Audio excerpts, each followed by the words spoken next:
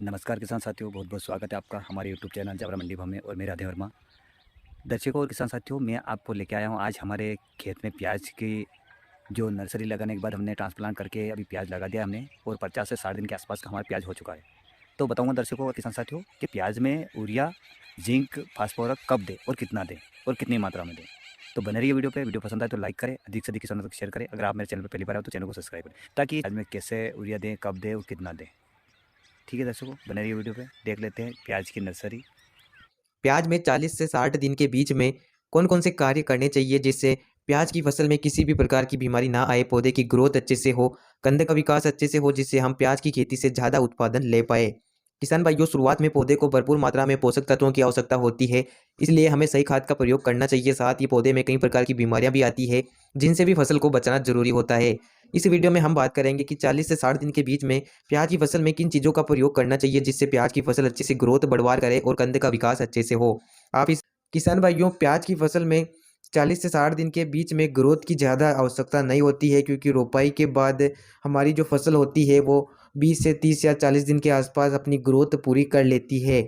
इस समय कंद बनना शुरू हो जाता है। इस समय आपको कुछ ऐसे खाद हैं जिनका प्रयोग करना चाहिए जिससे जो प्याज का कंद है वो जल्दी से बड़ा बने, कंद का साइज डबल हो। और प्याज की फसल में आपको समय समय पर विभिन्न प्रकार की दवाइयों का प्रयोग भी करना चाहिए जिससे प्याज की फसल में किसी भी प्रकार की बीमारी ना आए।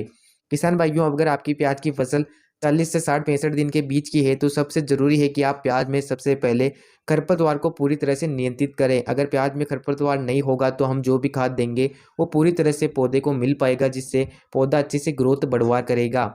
इस समय पौधे को थोड़ी मात्रा में नाइट्रोजन की आवश्यकता होती है। इस समय आप यूरिया का आखिरी प्रयोग कर सकते हैं, लेकिन आप यूरिया की ज़्यादा मात्रा ना लें।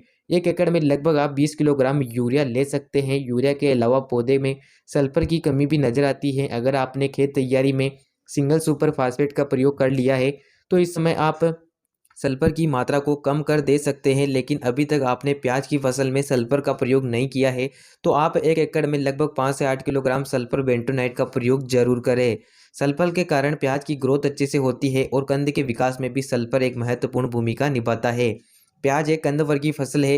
कंद के विकास के लिए पौधे को कई प्रकार के पोषक तत्वों की बहुत ज़्यादा आवश्यकता होती है। प्याज के जड़ों का विकास अच्छे से होगा तो कंद भी मोटा बनेगा, कंद का विकास भी अच्छे से होगा। जड़ों के विकास के लिए प्याज की फसल में आप माइक्रोराइजा खाद का प्रयोग जरूर करें। किसान भाइयों, माइक्रोराइजा एक प्रकार से पौधे की जड़ों का विकास अच्छे से करता है। आप माइक्रोराइजा खाद का प्रयोग प्याज की फसल में कर सकते हैं। अगर आप माइक्रोराइजा खाद का प्रयोग नहीं करना चाहते तो इसके स्थान पर आप सूक्ष्म पोषक तत्व युक्त यानी कि माइक्रो न्यूट्रिएंट्स खाद का प्रयोग भी कर सकते हैं। अगर आप ये खाद डालते हैं तो इससे प्याज की ग्रोथ भी अच्छे से होती है और कंद का विकास भी अच्छे से होता है।